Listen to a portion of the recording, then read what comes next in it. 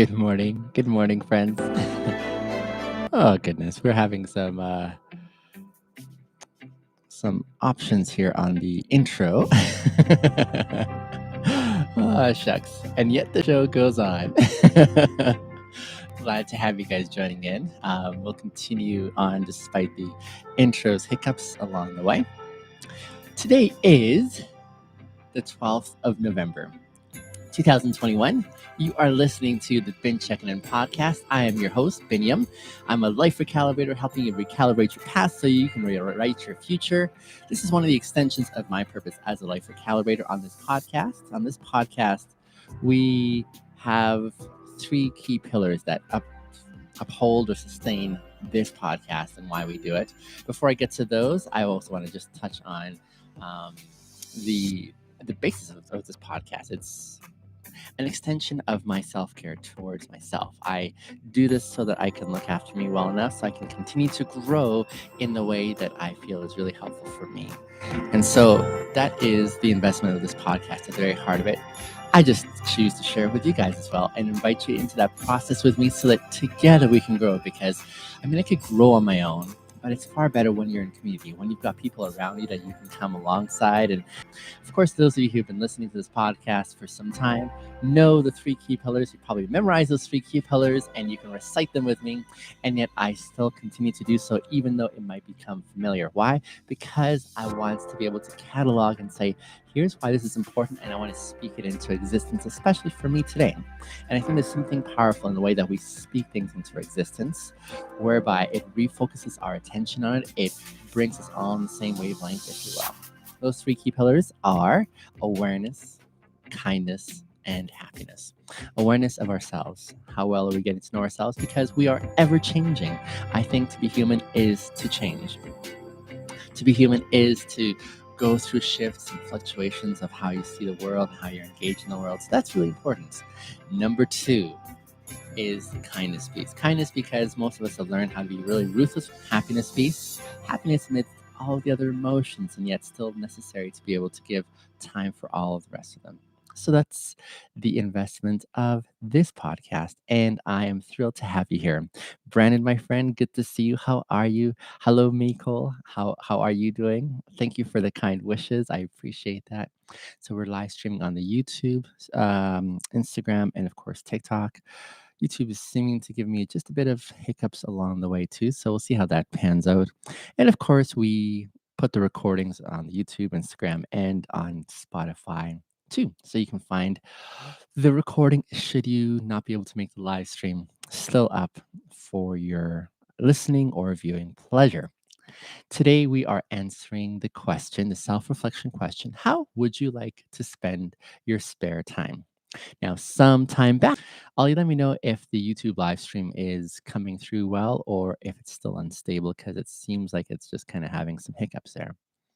But while he's getting back to me, we answered a rendition of this question some weeks, no, maybe a couple of months ago, and that is, how do you spend your spare time? Today, we're talking about how would you like to spend your spare time? So we'll dive into that.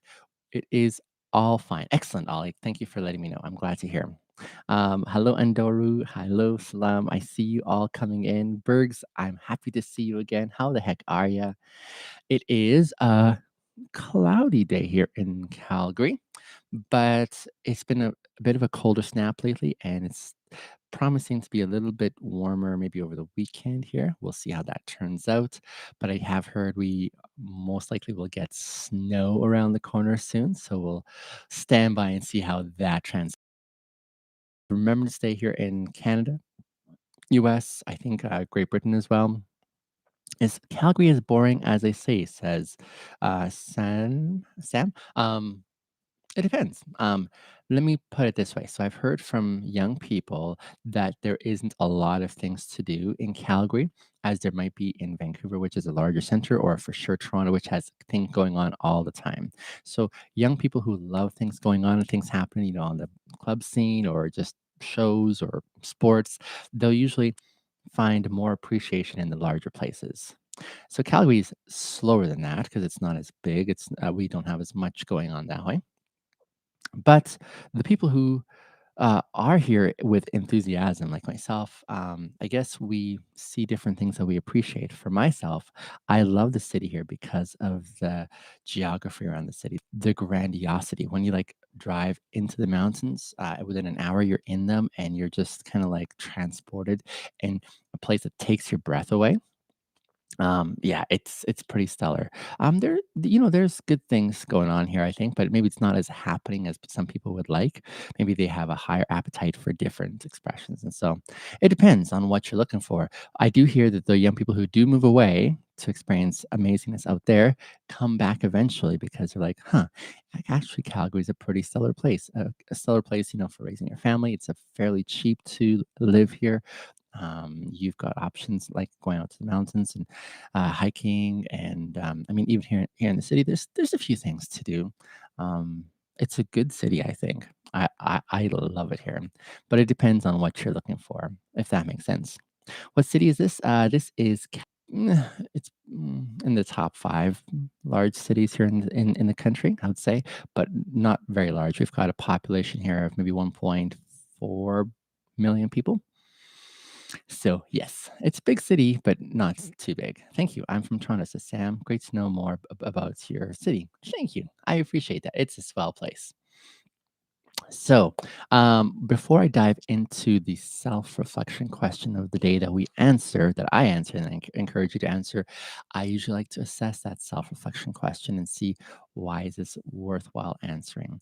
I find this to be a helpful discipline to analyze a question because when we do so, we're able to.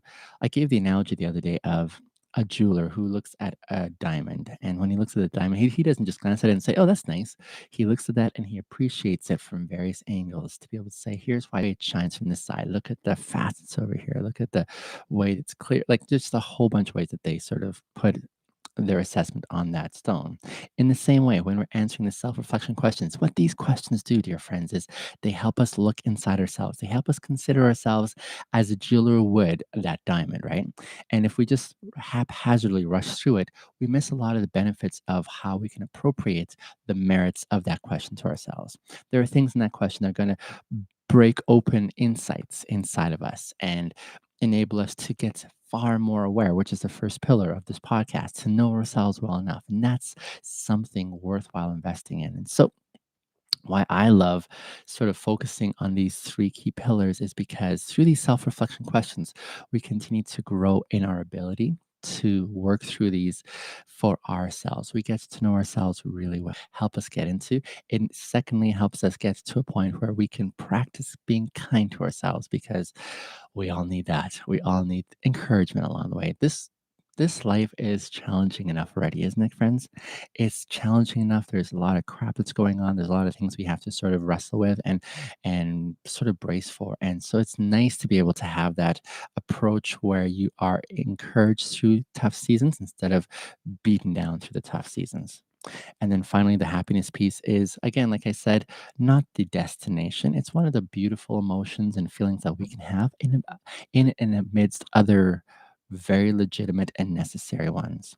Most of us are far more used to, however, beating ourselves down, right? Most of us are far more used to being critical of ourselves because that's what we were taught and that's what we experienced at the hands and voices of others. And so, learn how to experience them and process them, the ones especially that are uncomfortable, the ones that are really scary a lot of times. Like what does it look like to work through your anxiety? What does it look like to deal with jealousy? What does it feel like when we are dealing with hurt and anger and all those things? We're like, oh, this is uncomfortable, and just because we don't know how to deal with them very well or haven't learned how to process them, we sort of like stifle it instead of working through it and then making more space for the great emotions that we also enjoy. So there's a bit of a nutshell of why we do what we do. Today's question again: how would you like to spend your spare time? Appreciate this question. I have 3 key three key ways that I would like to spend my spare time. But before I dive into those and share those with you, let's just talk a little bit. Why this is a good question, by all means, let me know in the chat because I can only see it from one angle or a few different vantage points, but I don't have a comprehensive assessment of it. So I benefit from others who come alongside and say, but did you also notice this? And I wonder why they included this. And here's what I think is really happening when it centers on this. Some different ways of how to look at and consider this question that we're answering today. Again, the question: how would you like to spend your spare time? Why is this even a good question to ask in the first place? Is this a waste of time or is this something worthwhile considering? And what are the merits in this question? Here's what I'm seeing when I see this question. Um, I'm seeing the opportunity that many of us, if not all of us, have the opportunity for spare time. We all, in some, it's that time that is spoken for, whether it's for work or responsibilities or things that we're supposed to be dealing with. There's also for sure the element of time where we're free to spend it as we will. That's what I would reference as spare time. I think every one of us has that.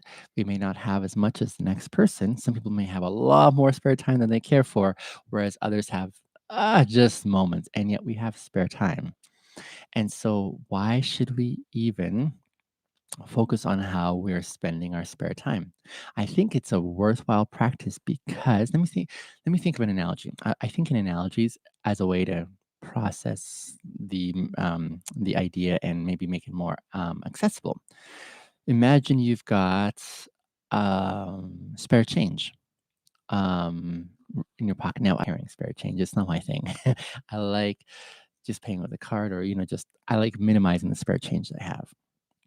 But imagine if you're careless with the expenditure of your spare change, um, and and then at some point along the way, you have a need for that spare change. All of a sudden, it's like, I didn't think I needed this later, but all of a sudden, a circumstance arises where, you're like, oh, I could really use that spare change that I kind of squandered, maybe on candy or whatever else that you weren't really intentional about in the expenditure of. That's when the regret comes, and you're like, oh, I wish I had thought ahead about this scenario, this dynamic that would really be helpful. This is one of those questions that helps us reflect on the present in the opportunities we have at this present moment to be far more intentional. When we're not intentional, we're sort of like ambiguous in the way we move around and apply ourselves. Throwaway that I can give away without actually thinking intentionally about how I'm going to invest it. How can we be a little bit slower in that department and say, what does this look like for me to apply myself well here? So, spare time, if we all have spare time in some sense, is there are there moments in your experience where you regretted the way you spent your spare time because you're like, "Oh, I wish I had that spare time back so that I can reappropriate it for something that I find more valuable to be invested in." It's an easy thing, can I say? It's a very simple thing for us to spend our spare time without really being intentional about it. It's very easy. For most of us, we've got some ways that we spend our spare time irresponsibly, if I can put it that way. Irresponsibly because we don't know intentionally why we spend it the way we did. Why did we, for example, binge watch um, TV all day without actually planning that that's what we were going to do? That's an example, I would argue. And yes, I've been there. I've totally been in that place and space where I had a whole day where I was like, "Oh, I can get a lot of things done that need to get done, like laundry and um, bills and all the things that are responsibilities that I could spend my spare time on that I struggle usually to get accomplished." But instead, I went in a different direction and I started watching just one show. And because I couldn't just keep it at one show, I spent a long time watching TV so that at the end of the day, I was like, well, that was kind of fun, but I'm feeling the sense of guilt that I procrastinated all that spare time that I could have used wisely. And I'm still behind. That's just an example that I would propose that is within my experience. Definitely been there. It felt terrible in the aftermath. I was like, oh, Why did I do that? That wasn't good. That wasn't helpful. That wasn't something I want to continue in this pattern. So that is an example that I definitely have had. And there's other ways in which we spend our spare time, ways that are fun, most likely because we enjoy it in the moment. But in the enjoyment in the moment, again, it wasn't intentional. I'm not saying it's a bad thing to expend it that way if you planned it that way. You see, there's the intentionality there that says, I'm going to take the spare time and I'm going to use it this way to watch TV all day because I know that that's what's going to serve me. In that case, by all means, indulge yourself. But if you know you've got other things that you're like, I need to divert this spare time in these different ways, you can process this element of spare time and how we spend it. We have spare time. We are going to spend it. It is going to happen. It's like, yep, it's right there. This is going to be the process in which we move through time. We don't have the possibility, we don't have the option of pausing the clock all around the world so we can sit there and think, how are we going to spend our spare time? For some of you, you may be listening to this podcast on your spare time, for which I'm super honored and thankful because this is your way of saying this is worth my time. I'm hoping you're doing this with intention. Even as I'm talking about the way we spend our spare time, I'm hoping it's translating for you to say, how can I reclaim the spare time that I have so that I can divert it with intention? Whether it's for pleasure or for responsibilities, however we're going to spend it. So it takes pre-planning where when we think through and say, when I have spare time or when the spare time block is coming up for me, here's how I'm going to spend that time. For those of you in school, you've probably got spare blocks where they encourage you to invest it for study. Maybe you're catching up or writing your paper or whatever else. And for most of us, while we're in university, we have the experience, or even in high school, when you have that spare time, I think most of our experience is squandering it, saying, let's go hang out or watch a TV or something else. And then we might experience regret later. But how can you reclaim that spare time so that you can use it wisely? That's really, I think, the heart behind this question, because the other key word I'm seeing in this question is, how would you like to spend your spare time? Before we answered, how do you spend your spare time? That was the distinction there when we answered a different rendition of this question in the past. We answered lines, if you could, and having this moment right now to think through how you're going to spend your spare time, how would you theoretically spend your spare time? Great question, I think. Fantastic question. I love the inclusion of that word would. Would is almost implying that there is intention that is choreographed beforehand, right? We are planning this before it happens, and then we're going to kind of walk into it and say, how is this going to happen? So there is intention behind that word would. How would you like to spend your spare time? And then, of course, there's that word like that's thrown in there too. In the absence of that word like, consider the difference between these two questions. How would you spend your spare time? Or how would you like to spend your spare time? I also appreciate the inclusion of that word like because there's that element internally of why we find some, because we like this option better than this option. And so it gives you a lot more awareness and options in life. And when you got options, you can breathe a little easier because you're able to be more intentional about which one you're going to end up choosing and why you pass the other ones by. So that's why I like doing this by way of assessing and analyzing the question, because in doing so, it brings up so many facets of how we're going to answer the question in an intentional way that serves us well. That's why I super appreciate um, considering even the wording, what they include in the question. What wording did they use? What could they have used?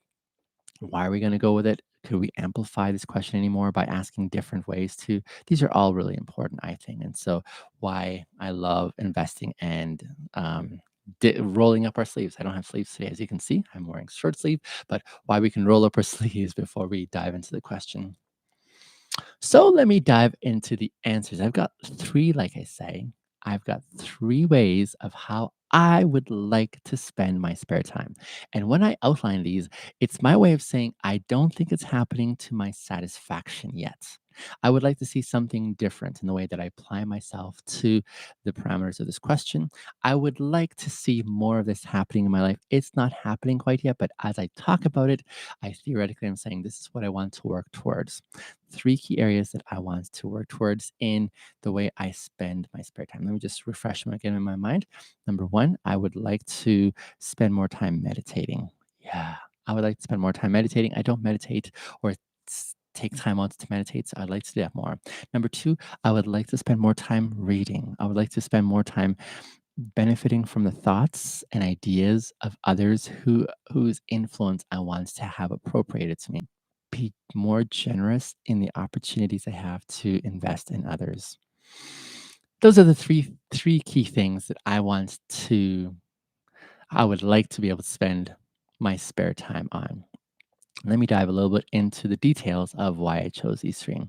Because I mean, there's other ones that I could have chosen, like sleep. I would like to spend some more spare time sleeping, but I just need to be more disciplined in incorporating sleep in a regular, consistent way. So if I have spare time, I don't want to spend it on sleep because I have already logged that into my economy for healthy balance in life. So that's why I didn't include sleep in this response.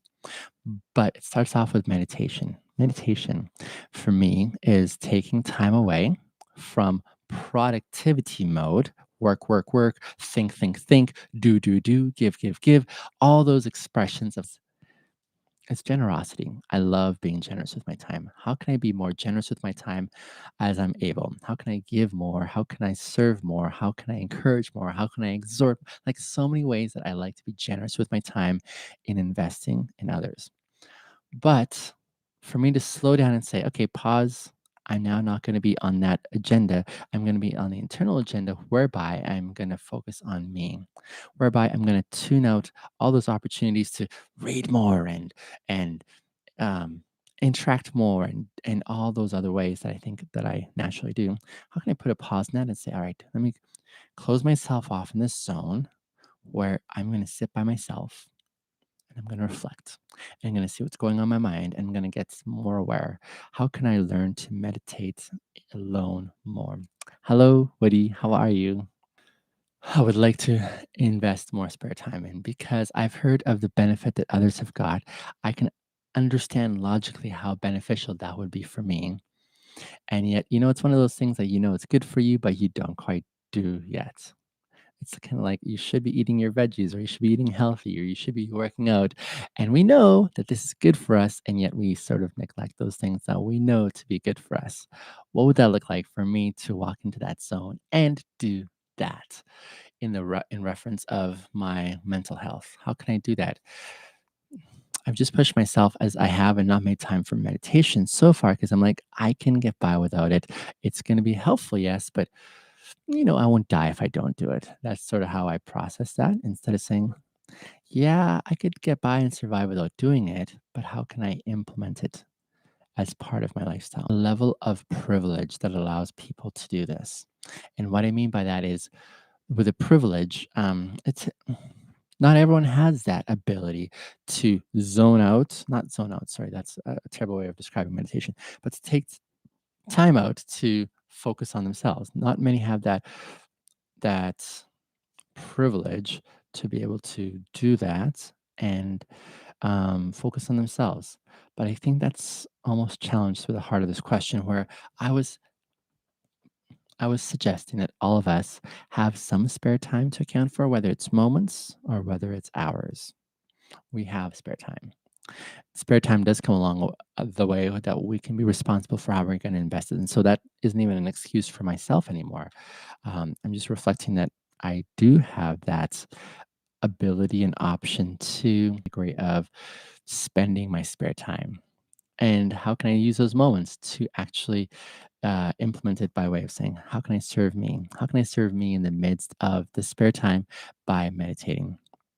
So there, you've just seen me challenging myself and saying, I'm going to call BS on that. Everyone has spare time. So it's not even a thing of privilege. And I was like, I used to think it was a thing of privilege because I'm like, to take time out to spend like that when you've got work and all the other pressures of life. No, I think we all do have spare time. So how can I personally translate that to serving myself through meditating?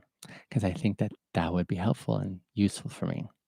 Number two, I would love to be able to read more because I love ideas.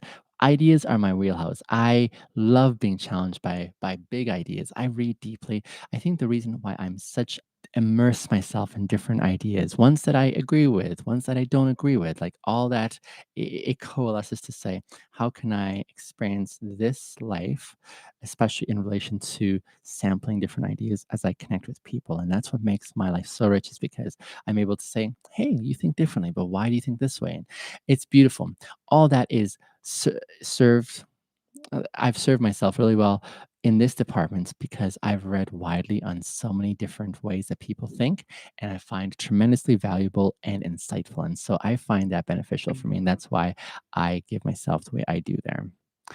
And then finally, I also want to spend my spare time in giving and being generous to others with my uh, ideas, with my experience, with just giving them the time of day to say, hey, I see you a little further. One of my core values, like I mentioned earlier, is being generous with what I have. If you can imagine, I don't even have a cup here. I found my water bottle. Imagine this water bottle filled with water, okay? My water bottle is filled with water, and it's not only filled with water, but it's overflowing. I feel like my life is this water bottle, and it's filled right up with water. It's not suffering from like wanting water, okay? And yet it's so overflowing that I've got water coming out over the edge of it. And so I'm able to do what I do currently because I'm so full of goodness and so full of hope and optimism and experiences and ideas and insights. And like where I'm at is a beautiful place, and I'm super thankful for it. I'm super gracious for this place where I'm at. But as I experience all this amazingness over here, I'm thinking now, how can I help others level of enjoyment and savor and richness in their life? How can I take my experiences and share it with others? The only reason I can be generous as I am with others is because I feel this sense of generosity that I'm thriving off of. I've got way more to give. People ask me sometimes, how do you keep from getting taken advantage of? Well, I don't, because I know how to keep them in my boundaries. And as I give, I'm never feeling like I'm taken advantage of because I'm already like sustained in magnificent ways. And so I love giving and sharing and extending myself as I'm able, so that others too may be able to experience some richness in their life, so that I can help them move on and progress and grow and have this sense that I have of optimism, that this is a beautiful world and there's some beautiful things for us to enjoy in the midst of it. And together, collectively, in community, we can grow, spend more of my spare time in, because they are strong for me. Friends, it's the weekend. I hope to see you again Monday. And until then, have a fantastic weekend. Love you guys. Hope to hear from you soon. Bye.